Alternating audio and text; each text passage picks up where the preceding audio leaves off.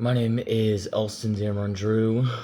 This is my second speech in response to Dylan's point about carbon and instant carbon tax. First off, I just want to say, Dylan, you make some pretty good points. I definitely can appreciate and understand where you're coming from, but I can't really agree with you on a lot of things. I'm just gonna kind of go over a couple of reasons why I think an instant carbon tax could be pretty detrimental to really the world, especially the U.S. And then I'm gonna maybe kind of come up with a sort of compromise or kind of a best of both worlds outcome, you could say. So first and foremost, that carbon tax would raise energy costs and have a huge impact on people who live in maybe are in low income housing, or just kind of scraping by. That extra cost for either gas, electric bill, depending on how that electricity is produced, and especially heating. For example, a report said a $49 per ton carbon tax could raise electricity costs by 17% and natural gas by 27%. So that would be a pretty big increase by, especially for people who are just kind of scraping by.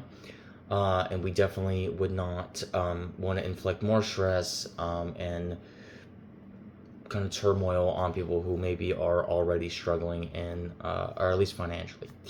Another big point here is going to be job loss in the fossil fuel and energy incentive industries. Huge billion dollar industry. It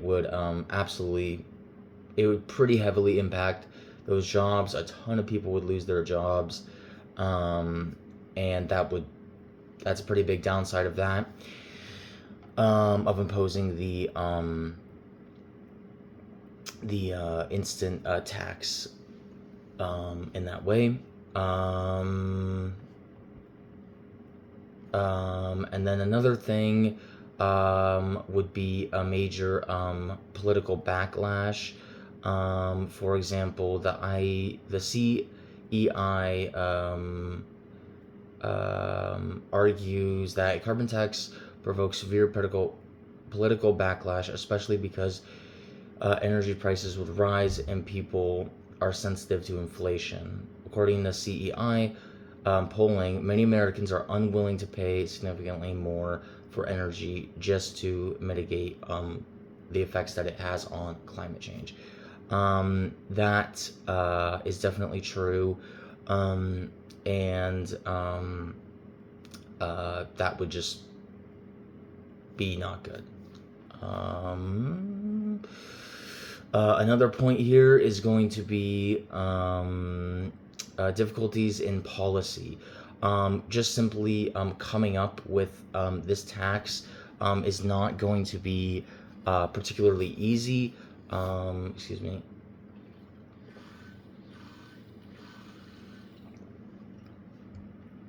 And coming up with a tax plan for carbon output would definitely be very challenging to get all parties to kind of agree upon that. Another point here is, according to the IMF, carbon pricing or the tax can reduce investment and employment because higher energy costs discourage economic activity.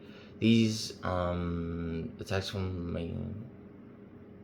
and so that is just kind of another point on how it would negatively impact the kind of the economy as a whole.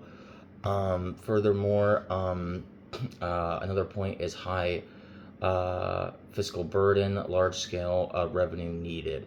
According to the IMF analysis, a modest carbon price, i.e. $35 a ton, could raise 1 to 2% of the GDP in revenue by 2030. That's